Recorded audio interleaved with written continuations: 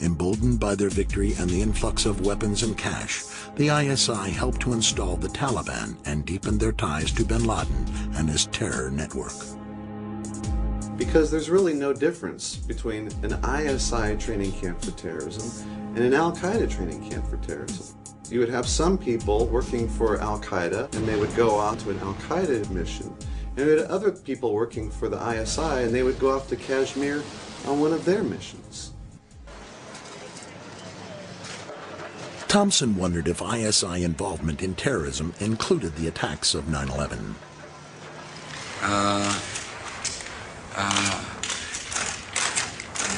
We will give the Pakistani government a chance to cooperate and to participate as we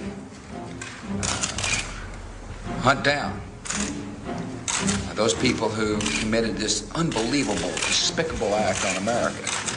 What I am told by senior administration officials is the Pakistani government has promised to, quote, fully cooperate. The dictator of Pakistan, General Musharraf, came forward. Within days of the attacks, Pakistan was hailed as a major ally in the new war on terror. The White House seemed confident that Al-Qaeda alone was behind 9/11.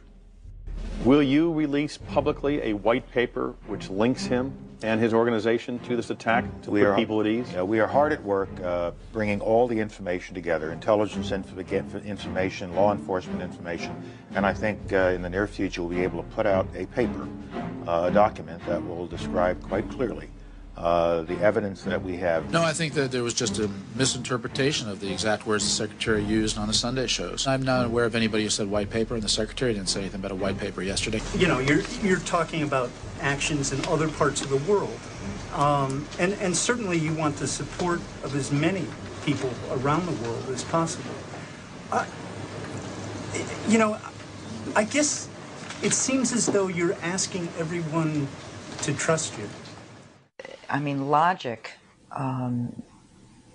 tells you they couldn't have done it alone.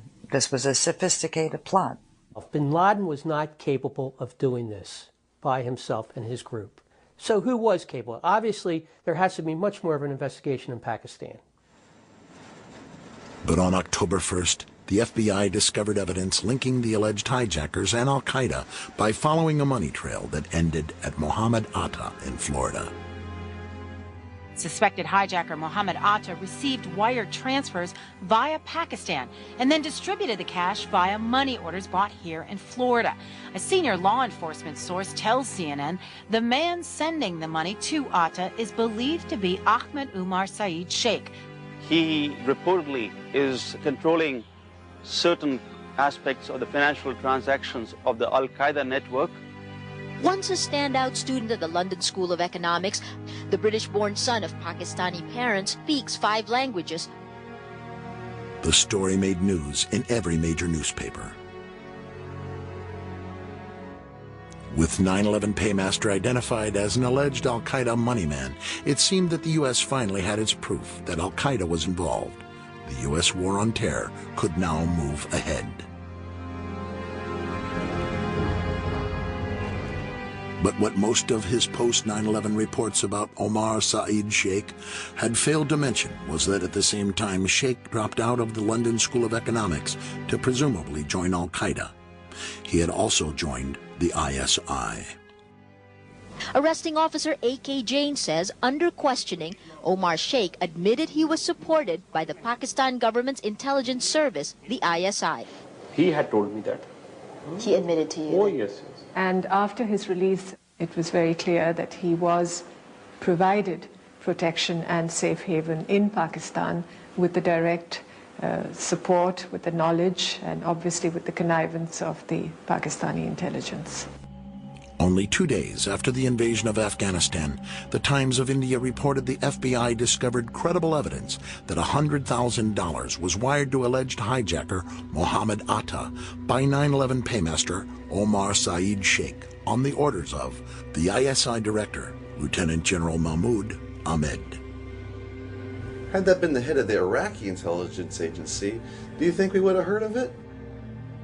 You have to understand that Lieutenant General Mahmoud Ahmed was a key player William Pepper is an international lawyer and consultant to the Pakistani government.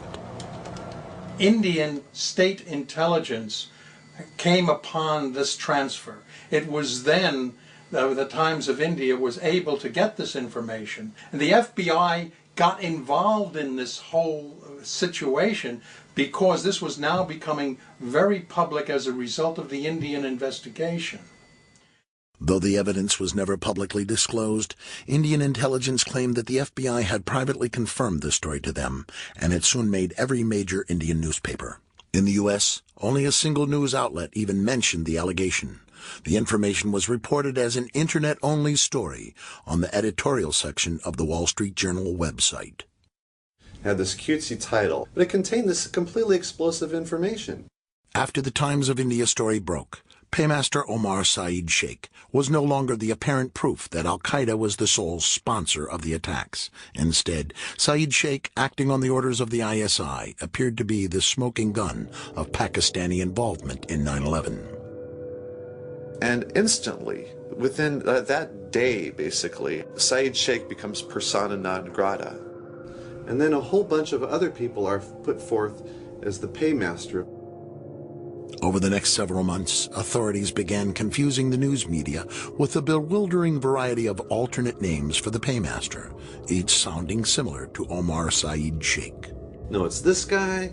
No, it's this guy. They keep changing the story about who the guy is, and it becomes hard to keep track. By the one-year anniversary of 9/11, Newsweek had concluded that the paymaster remains almost a total mystery. The 9/11 Commission would ultimately conclude that the question of who financed the attacks is of little practical significance. And in my opinion, it seems to be a bunch of smoke and mirrors to try to really hide the fact that there's money coming from the ISI going to the hijackers.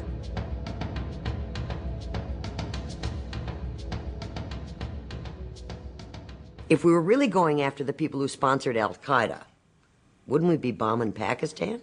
Are we better off in Pakistan or in Iraq in terms of beating terrorism? I would say to you, if you'd asked me that question, I would say, no question. Let's forget about Iraq and let's focus on Pakistan.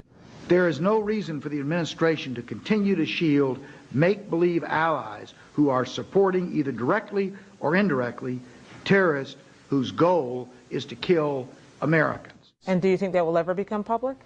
Which countries are talking about? It'll become public at some point when it's turned over to the archives, but that's 20 or 30 years from now. We need to have this information now because it's relevant to the threat that the people of the United States are facing today. And here the story took another unexpected turn. Several top news sources had all reported that the Pakistani ISI director had actually been in Washington for a rare visit during the week of September 11th. Yes.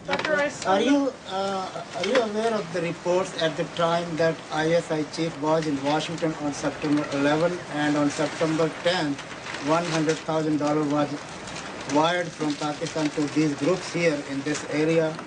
And why he was here? Was meeting with you or anybody in the administration? I have not seen that report, and he was certainly not meeting with me. Yes?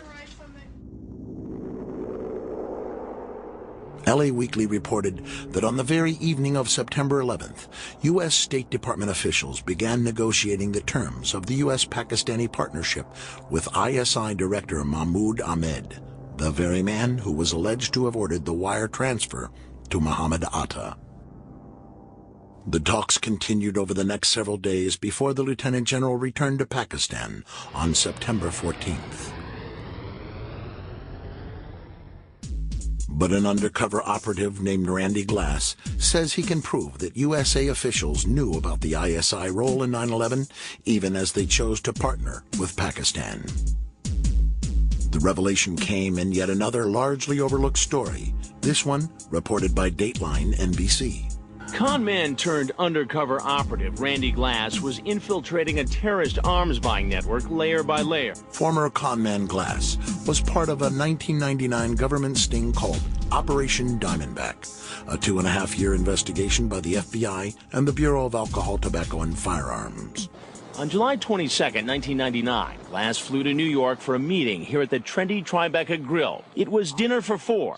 Glass, his first contact, Dia Moitian, the Jersey City businessman Mike Malik, and the mystery man,